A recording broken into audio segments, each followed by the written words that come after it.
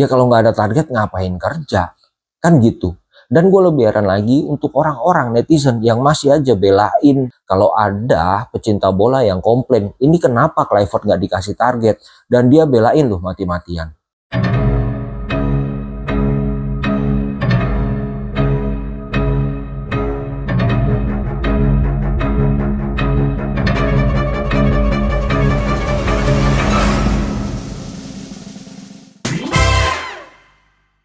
Halo warga bola yang gampang diadu domba dan literasinya nggak seberapa.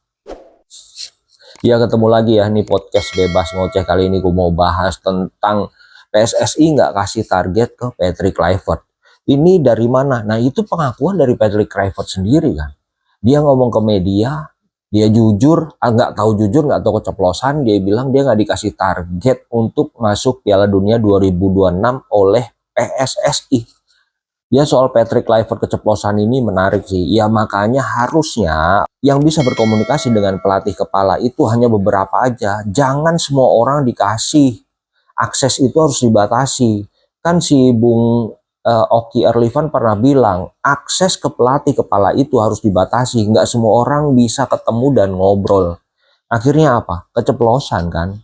Keluarlah dari mulut Patrick Kluivert kalau ternyata dia nggak dikasih target untuk masuk Piala Dunia 2026. Akhirnya apa? Kisruh di dalam kan? Komunikasinya berantakan. Kalau begini caranya, ini sama aja yang terjadi ketika si STY menjabat. Waktu STY menjabat juga komunikasinya seperti ini. Aksesnya banyak banget, semua orang kayaknya langsung bisa berkomunikasi sama STY. Akhirnya rancu, timbullah masalah antara STY dan pengurus. Masalah kecil dibiarin sampai akhirnya besar. Dampaknya ke siapa? Pergantian STY. Kalau modelnya masih begitu, nanti bukan tidak mungkin hal seperti ini akan terulang lagi. Nanti akan ribut lagi tuh, nggak akur lagi antara Patrick Kluivert dan tim dengan pengurus. Bentrok yang ada, misalnya katakanlah Patrick Kluivert berhasil membawa timnas ke lebih baik lagi, karena pengurus nggak seneng tetap aja diganti. Yang terjadi di Indonesia kan begitu. Orang Indonesia nggak peduli soal profesionalisme. Urusan pribadi itu dikesampingkan buat urusan yang lebih besar kagak ada. Yang ada kalau nggak senang pengaruhin teman-temannya supaya ini diganti. Begitu kan. Ya kalau nggak ada target ngapain kerja. Kan gitu.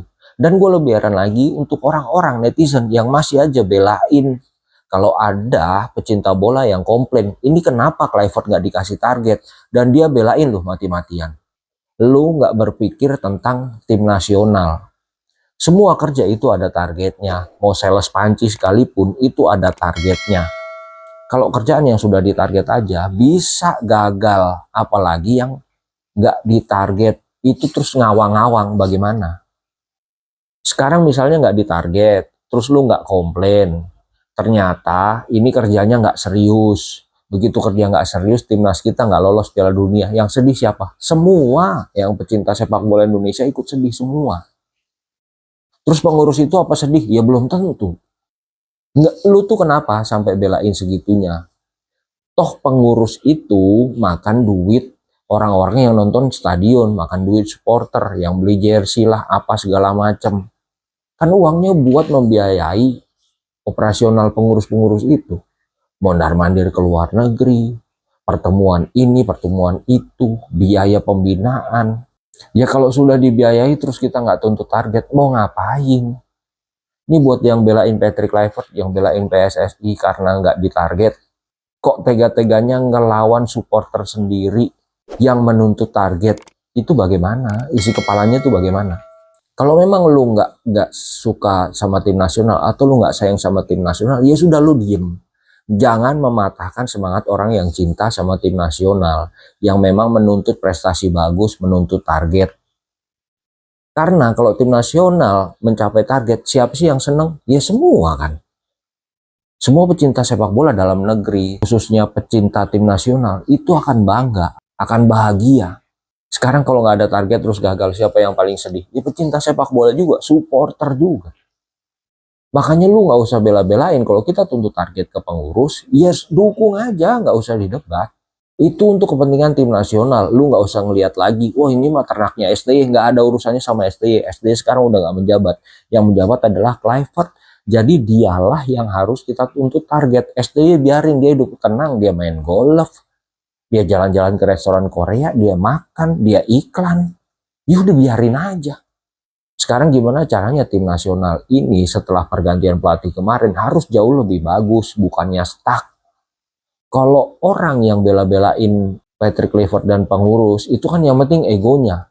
Bodoh amat lah, yang penting STY keluar, yang penting ini jangan diganti apapun yang terjadi. Lu gila. Tuntut PSSI kasih target ke pelatih supaya pelatih itu kerja bener. Setelah kerja bener, nanti apakah lolos Piala Dunia atau enggak, kita semua ngelihat hasil yang dilatih itu seperti apa, hasil latihannya seperti apa. Misalnya permainannya berkembang, enak ditonton, apakah harus out? Ya belum tentu. Apakah kalau gagal Piala Dunia Pak Erik harus out? Ya enggak juga. Sekarang jujur aja lah, carikan ketua PSSI yang lebih baik dari Pak Erik. Belum tentu ada sampai hari ini. Makanya kalaupun Indonesia ini gagal ke Piala Dunia, ya belum tentu kok kita semua tuntut untuk Pak Erik out. Enggak. Kita semua realistis. Sampai hari ini terbukti kerja Pak Erik juga bagus. Bahkan kalau misalnya Pak Erik menyatakan out, ya kita semua, mungkin gue yang orang yang pertama akan menggaungkan untuk Pak Erik harus stay. Pak Erik stay, kalau yang lain mau out, bebas. Jadi gitu ya, semua bersatu untuk kepentingan tim nasional kita. Target itu penting nggak? Penting. Jadi tolong, kalau kita tuntut target, lu support. Supaya PSSI tahu betapa pentingnya target itu. Masalah lolos atau enggak, itu hal yang berbeda. Oke, begitu aja. Jangan lupa subscribe.